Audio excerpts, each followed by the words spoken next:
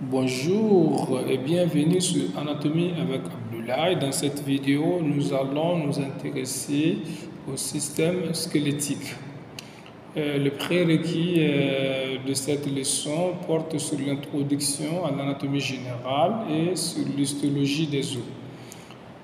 Quels sont les objectifs qui sont assignés à cette leçon? À la fin de cette leçon, vous devriez être capable de définir le système squelettique, d'énumérer les deux principales parties du système squelettique, de citer les trois types de cartilage, de citer les os du squelette axial, de nommer les os du squelette appendiculaire, de décrire un os plat, de décrire la vascularisation artérielle des os longs, d'expliquer le drainage veineux des os courts, de décrire l'innervation des os, d'énumérer deux examens morphologiques des os et enfin de citer deux maladies purement osseuses. Afin d'atteindre ces objectifs, la leçon se déroulera selon le plan suivant. Après le chapitre de généralité, nous aborderons successivement la description, la vascularisation, l'innervation. Avant de conclure, nous traiterons les moyens d'exploration et applications cliniques. Conformément au plan annoncé, abordons dans le premier chapitre de généralité les définitions. Un os, selon Larousse, un os est une structure rigide, fortement minéralisée, constituant le squelette de l'homme et des vertébrés. Il joue un rôle de soutien et contient une réserve importante en calcium. Le squelette, c'est la charpente osseuse du corps de l'homme et des animaux. On distingue deux types de squelettes.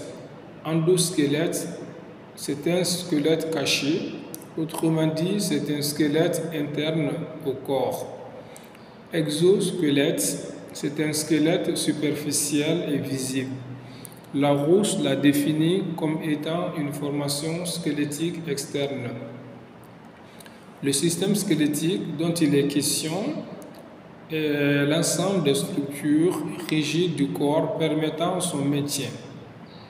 On parlera du squelette axial qui constitue l'ensemble des os situés le long de l'axe longitudinal du corps. Il comprend le crâne, le squelette laryngé, la colonne vertébrale et la cage thoracique. Le squelette appendiculaire, ce sont des os annexés au squelette axial. Il s'agit des os des membres et des ceintures. L'ostologie est l'étude du système squelettique. Ces définitions suscitent quelques intérêts que nous allons aborder dans le deuxième sous-chapitre des généralités.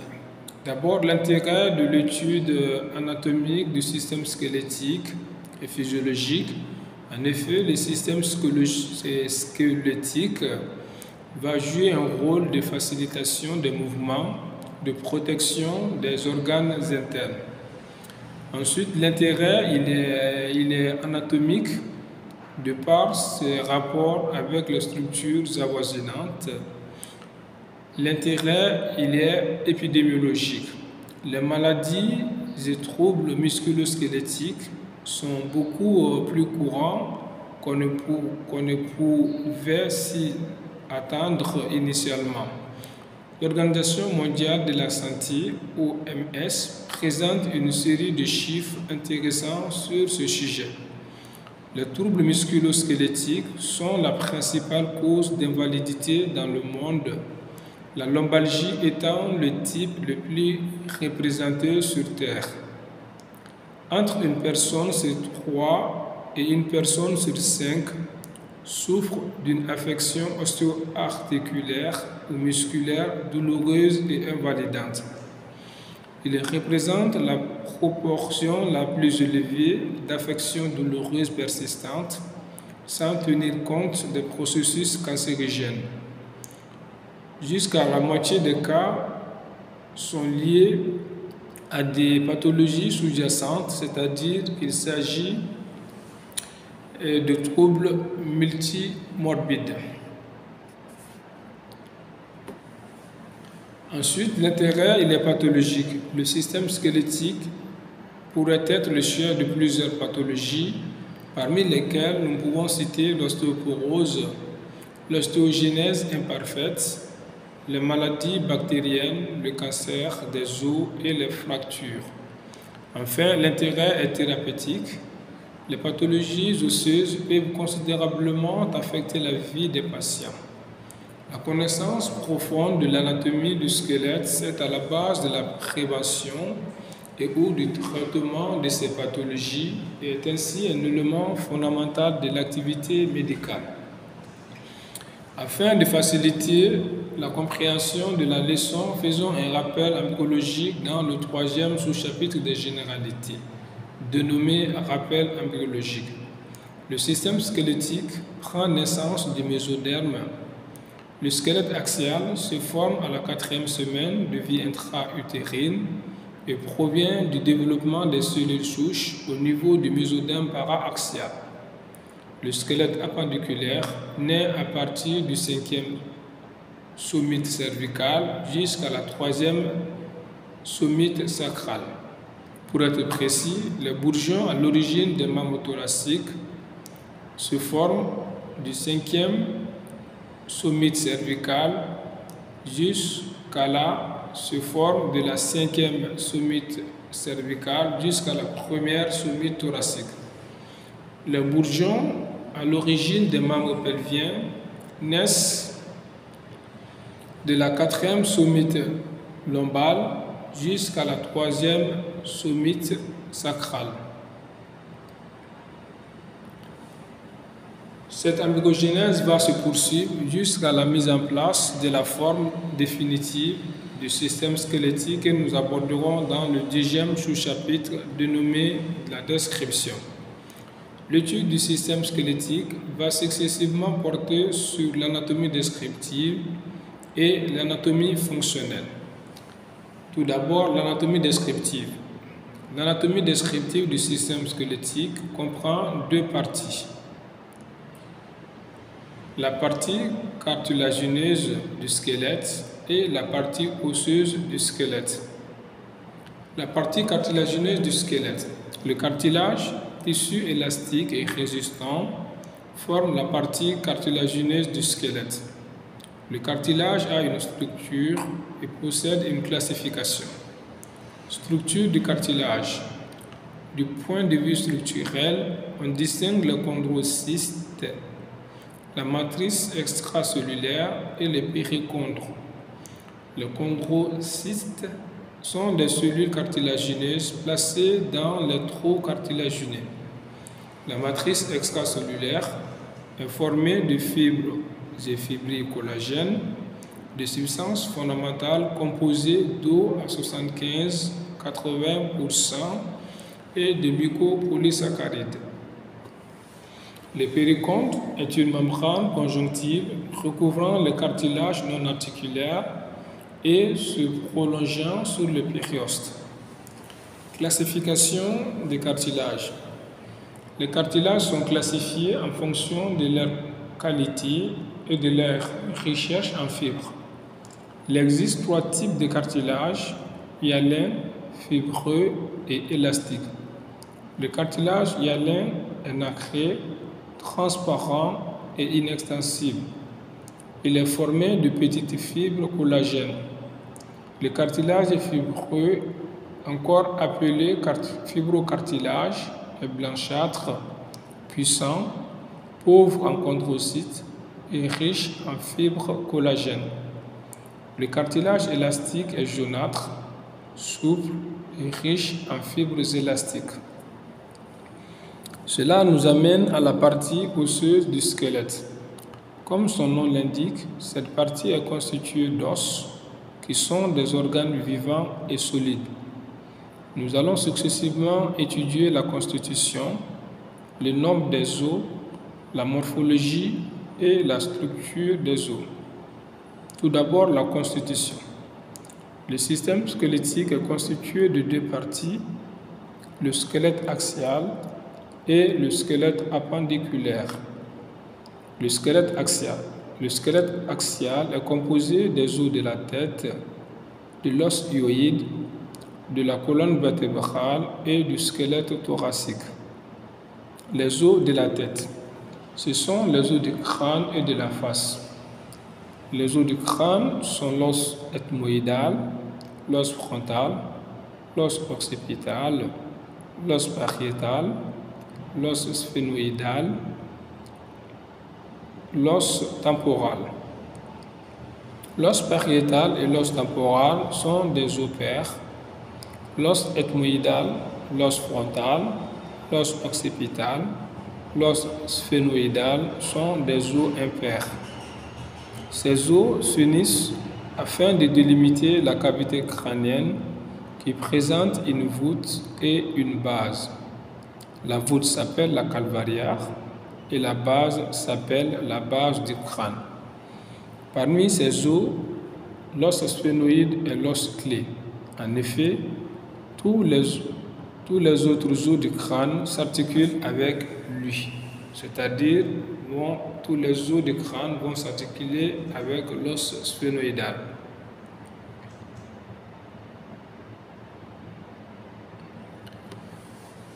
Les osselets de l'ouïe sont le marteau, l'incus et le stapèze. Ils sont situés dans les os temporaux. Les os de la face sont le vomer, le maxillaire, l'os lacrymal, l'os palatin, le cornet nasal inférieur, l'os nasal, l'os zygomatique et la mandibule. Seuls le vomer et la mandibule sont impairs, les autres sont pairs. Ils sont tous soudés au crâne, sauf la mandibule. Les os de la tête, les os du crâne et les os de la face forment trois types de cavités. Les cavités orbitaires, les cavités nasales et la cavité orale. Après les os de la tête, nous avons l'os hyoïde, ainsi nommé car il a la forme de la lettre grecque epsilon. C'est un os impair, médian et symétrique, dépourvu de toute connexion osseuse. Il donne insertion au squelette fibreux de la langue et divise la face antérieure du cou en deux régions, la région supra-hyoïdienne et la région infra-hyoïdienne. Ensuite, nous avons la colonne vertébrale. La colonne vertébrale comprend une partie mobile et une partie fixe. La partie mobile est constituée des vertèbres cervicales, thoraciques et lombales. Les vertèbres cervicales sont au nombre de 7 et les vertèbres thoraciques au nombre de 12. On dénombre 5 vertèbres lombales. La partie fixe est constituée des vertèbres sacrales et coccygènes. Les vertèbres du sacrum, vertèbres sacrales, sont soudées et les vertèbres du coccyx, vertèbres coccygènes, sont aussi soudées. Et puis nous avons le squelette thoracique. Le squelette thoracique comprend 12 paires de côtes et le sternum. Les 12 paires de côtes sont constituées de vraies côtes et de fausses côtes. Les vraies côtes sont celles qui s'articulent avec le sternum. Ce sont les 10 premières côtes. Les fausses côtes ont une extrémité libre. Ce sont les 2 dernières paires de côtes. Le sternum est un os allongé crânio-caudalement, c'est-à-dire en haut et en bas, aplati ventro-dorsalement d'avant en arrière, situé à la partie ventrale et médiane du thorax. Le squelette appendiculaire. Le squelette appendiculaire comprend les os du membre thoracique, et les os du membre pelvien. Les os du membre thoracique. Le membre thoracique est formé par les os de la ceinture du membre thoracique et les os de la partie libre. Les os de la ceinture du membre thoracique sont la clavicule et la scapula. Les os de la partie libre du membre thoracique sont l'humérus, le radius, l'ulna, le carpe, le métacarpe et les phalanges. Les os du membre pelvien. Le membre pelvien est constitué des os de la ceinture pelvienne et des os de la partie libre. Les os de la ceinture pelvienne. Les os de la ceinture pelvienne sont les deux os coxaux. Les os de la partie libre du membre pelvien sont le fémur, le tibia, la fibula, la patella, le tarse, le métatarse et les phalanges. Remarque, les deux os coxaux, le sacrum et le coccyx, forment le bassin osseux appelé aussi le pelvis. Les os du tarse sont au nombre de 7, talus, calcaneus, cuboïde, os cunéiforme médial, os cunéiforme intermédiaire, os cunéiforme latéral et os naviculaire. Après ces différentes parties du squelette, du système squelettique, à savoir le squelette, la partie cartilagineuse, la partie squelettique, nous allons parler du nombre des os. Le nombre des os varie en fonction de l'âge. En effet, à la naissance, les bébés ont environ 350 os. Chez l'adulte, le nombre des os est de 206. Ces 206 os sont répartis entre le squelette axial et le squelette appendiculaire. Le nombre des os du membre thoracique est de 64. Le nombre des os du membre pelvien est également de 62.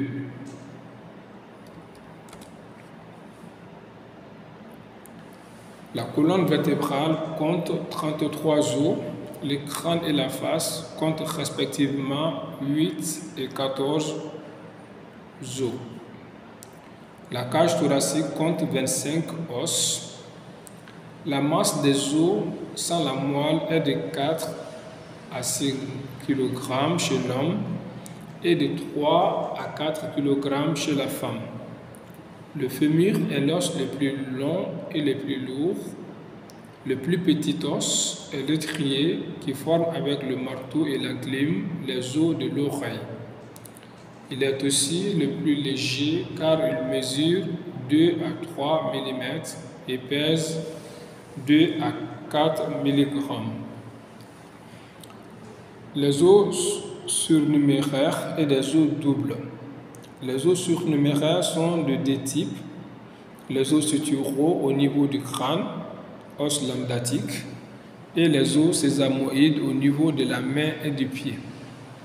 Les os doubles sont des os uniques présentant deux parties. Exemple, patella bipartite. Ensuite, nous avons la morphologie des os. Les os ont une forme qui présentent parfois diverses aspérités qui permettent de les identifier et de les classer. Tout d'abord, la forme des os. On distingue des os longs, des os courts, des os plats, des os pneumatisés, des os sésamoïdes, des os irréguliers et des os papyracés. Les os longs se rencontrent au niveau des membres thoraciques et pelviens. Les longueurs prédominent et ont une diaphyse et deux extrémités, épiphyse proximale et distale. Les os courts sont essentiellement au niveau du tronc, des mains et des pieds. Ils sont également nommés des os cuboïdes car les trois dimensions, longueur, largeur et l'épaisseur, sont pratiquement les mêmes. Les os plats sont situés au niveau de la voûte crânienne et des ceintures. Leur longueur et leur largeur prédominent sur leur épaisseur.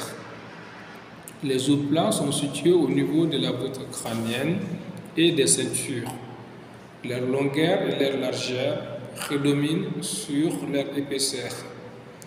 Les os pneumatisés se rencontrent au niveau de la face et présentent des cavités renfermant de l'air. Les os sésamoïdes épousent la forme d'un grain de sésame et sont inclus dans les tendons. Les os irréguliers sont des os qui, par leur forme, ne peuvent être classés dans un autre type. Exemple, les os temporaux, la mandibule, l'os hyoïde, la vertèbre, le sacrum, le coccyx, etc. Les os papyracés sont des os très minces qui épousent la forme du papier. Exemple, la paroi osseuse interne de l'orbite. Après la forme, nous avons les aspérités. On distingue sur la surface des os différentes aspérités qui ont des appellations différentes. Crête est une saillie en forme de ligne plus ou moins rugueuse. Dépressions osseuses, il existe deux types de dépressions. Les dépressions articulaires correspondant aux cavités articulaires, exemple cavité glénoïdale, et les dépressions non articulaires correspondant aux fosses et aux sillons. Épines, ce sont des saillies pointues, exemple épines sciatiques. Foramen, ce sont des trous qui permettent le passage soit à des vaisseaux, soit à des nerfs ou à des viscères. Exemple, le foramen magnum livre passage à la moelle allongée. Les os longs ont trois types de foramen. Les foramen de premier ordre, les foramen de deuxième ordre et les foramen de troisième ordre. Les foramen de premier ordre permettent le passage à l'artère principale de l'os et se trouvent sur les diaphyses, c'est-à-dire le corps de l'os. Les foramen de deuxième ordre se trouvent sur les extrémités de l'os et les foramen de troisième ordre sont sous-jacents au périoste. Comme aspérités, nous avons les incisures. Les incisures sont des trous situés au bord de l'os. Les processus, ce sont des volumineuses excroissances osseuses distinctement détachées de l'os. Selon Frédéric Bargy, ce sont des structures qui dépassent l'os. Exemple, processus coracoïde. Tubercules, ce sont des excroissances osseuses lisses. Exemple, tubercule des scaphoïdes. Tubérosité, ce sont des excroissances rugueuses. Exemple, tubérosité ischiatique. Donc, après ces aspérités, nous allons parler de la structure. L'os frêle présente de la profondeur à la superficie, l'os spongieux, l'os compact et les périostes. L'os spongieux se trouve au niveau des épiphyses et est formé de trabécules osseuses.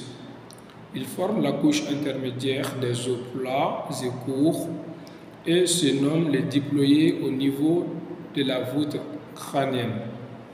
L'os compact est dur et constitue 80% de la masse osseuse totale. Il est formé d'ostéons et de lames de tissu osseux appelées lamelles osseuses. Un ostéon est une unité structurelle histologique de l'os compact constituée de lamelles concentriques de tissu osseux par le canal vasculaire. Le périos est une membrane conjonctivo-élastique richement vascularisée et innervée. Après l'anatomie descriptive, nous allons parler de l'anatomie fonctionnelle. Le système squelettique sert de charpente pour l'organisme et protège les viscères par les grandes cavités qu'il forme. Crâne, thorax, bassin. Il est à la base de la mobilité du corps grâce aux articulations qui permettent aux muscles d'actionner les différents segments du squelette. Il loge dans les os creux la moelle osseuse qui fabrique des cellules sanguines. Il représente une réserve importante de minéraux, en particulier de calcium et de phosphore. Il joue aussi un rôle protecteur sur l'organisme en stockant certains minéraux lourds, comme le plomb. C'est ce qui cause, dans certains cas, une intoxication au plomb en cas de fracture. Après l'anatomie descriptive, nous allons parler de la vascularisation. Nous allons successivement étudier la vascularisation artérielle des os, la vascularisation veineuse des os et le drainage des os. Tout d'abord, la vascularisation artérielle des os. La vascularisation artérielle des os varie en fonction du type d'os. Les os longs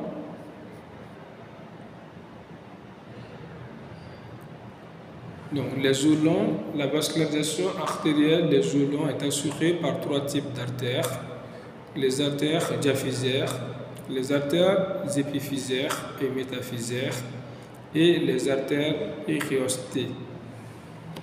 Les artères diaphysaires assurent la vascularisation des deux tiers internes de l'os compact et de la moelle. Les artères épiphysaires et métaphysaires assurent la vascularisation de l'os spongieux par le cercle artériel périartériel.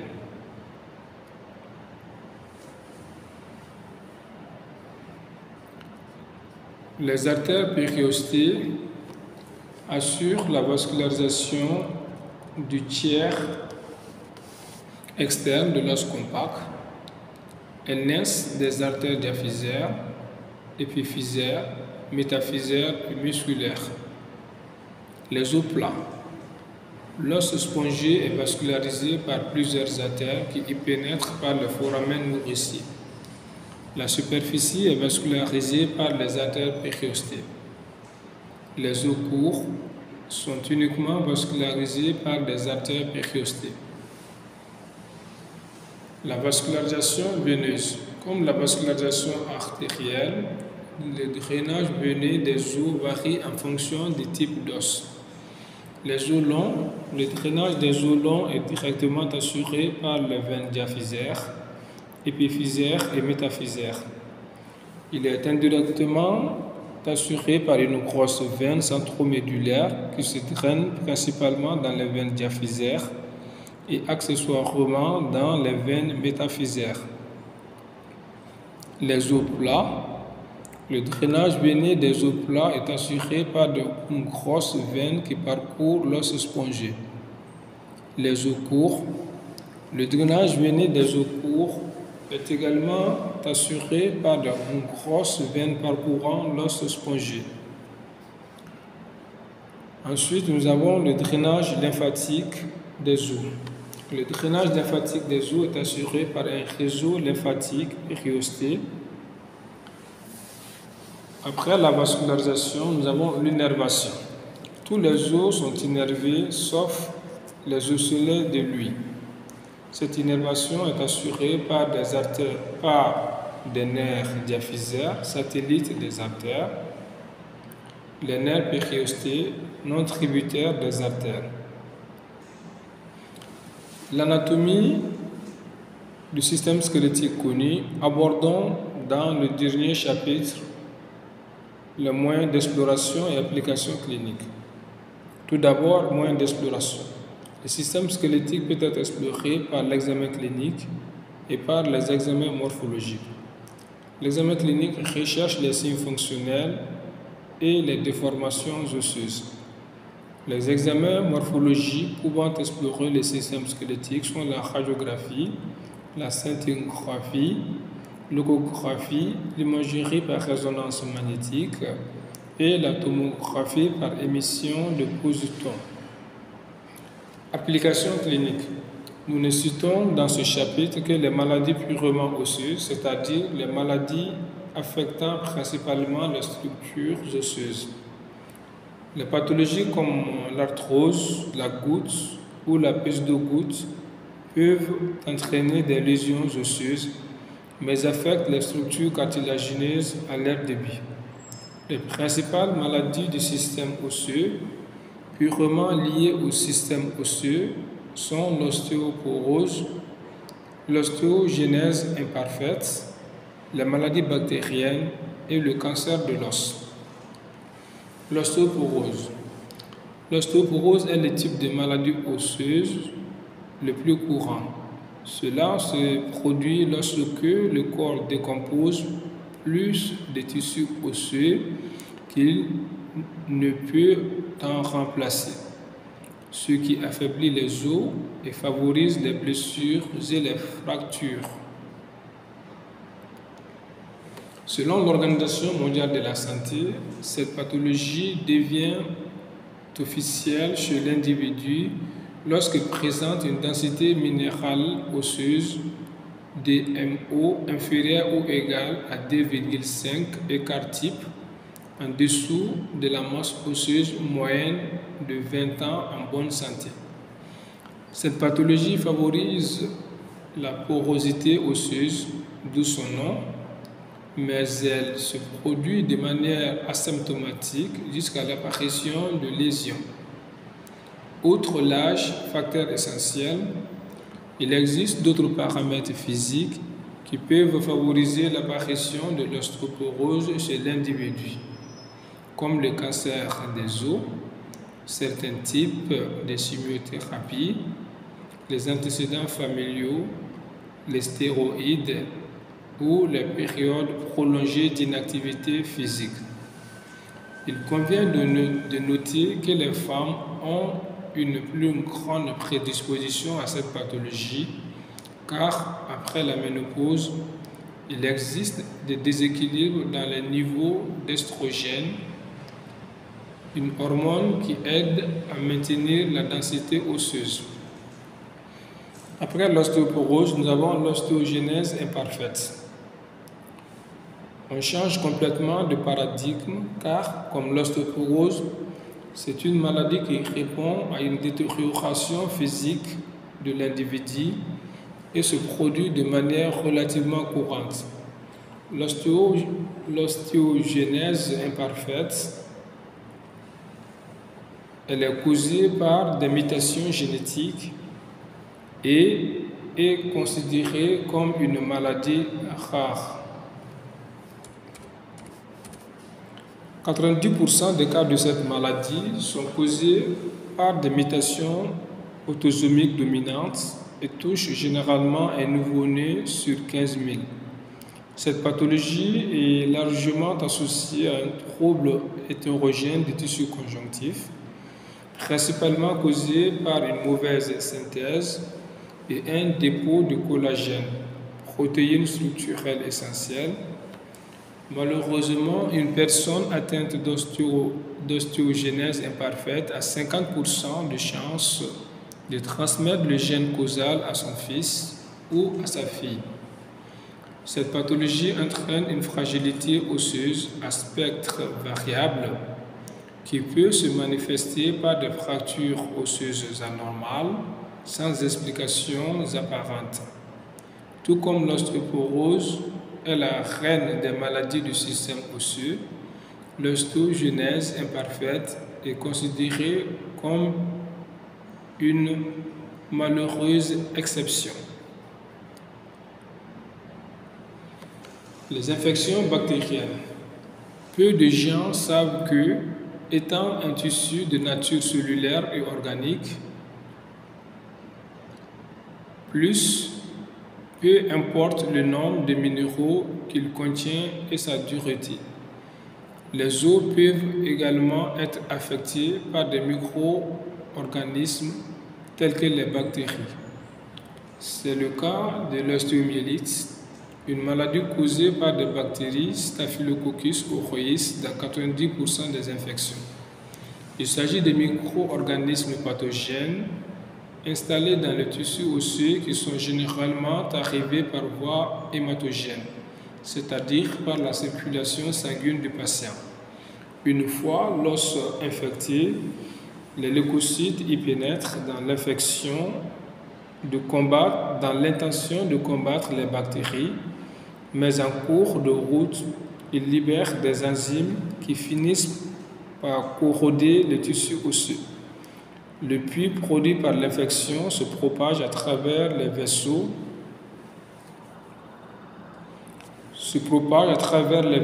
qui alimentent l'os, provoquant des abcès et empêchant l'arrivée de nutriments et d'oxygène vers les cellules osseuses. Comme vous pouvez le deviner, cela entraîne la mort cellulaire et la nécrose des zones touchées.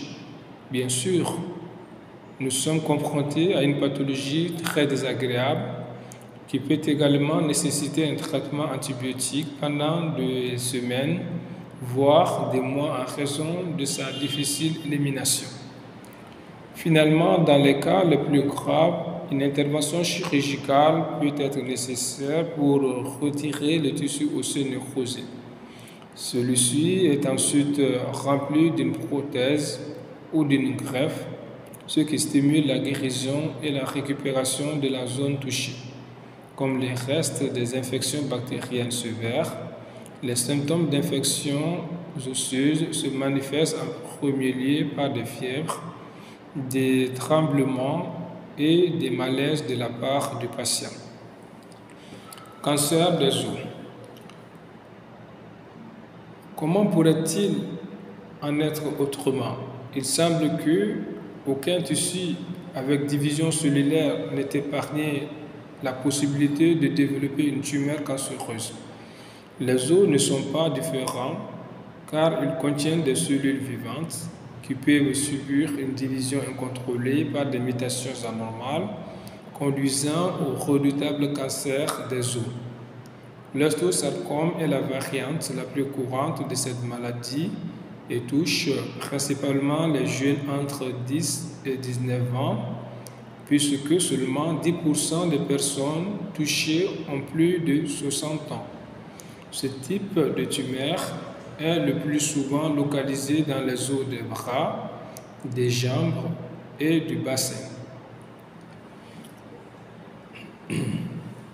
Notamment de nombreux types de cancers métastasent à l'os, mais cela ne signifie pas que nous sommes confrontés au cancer des os en tant que tel. Une tumeur maligne du sein qui s'est propagée au système squelettique est un cancer du sein métastatique et non un cancer des os au sens strict.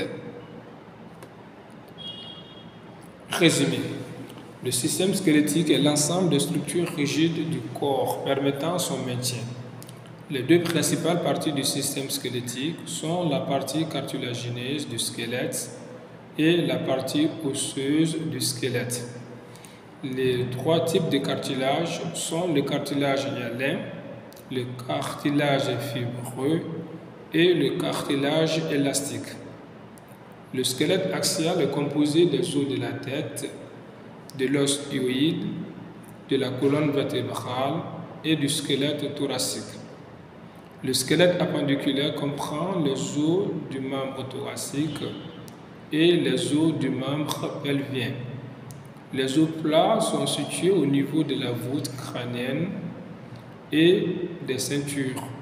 Leur longueur et leur largeur prédominent sur leur épaisseur. La vascularisation artérielle des os longs est assurée par trois types d'artères: les artères diaphysaires, les artères épiphysaires et métaphysaires et les artères périostées. Le drainage veineux des os courts est assuré par de grosses veines parcourant l'os spongieux. Tous les os sont innervés sauf les osselets de lui. Cette innervation est assurée par des nerfs diaphysaires, satellites des artères, et des nerfs périostés, non tributaires des artères. Les examens morphologiques pouvant explorer le système squelettique sont la radiographie, la scintigraphie, l'échographie, l'imagerie par résonance magnétique, IRM, et la tomographie par émission de positons. En conclusion, l'anatomie du système squelettique est un prérequis indispensable pour la compréhension de la physiologie et des pathologies du système squelettique. Elle constitue également un préalable nécessaire pour la compréhension des principes thérapeutiques de ces pathologies. Références bibliographiques, il y en a plusieurs. Vous pouvez consulter Pierre Caminant, le système squelettique. Vous pouvez consulter Boucher et Curie. Vous pouvez également consulter les livres de Rouvière, les livres de Frédéric Bargy et le livre de Henri Rouvière et André Delmans portant sur l'anatomie descriptive du membre supérieur. Bon courage et à bientôt.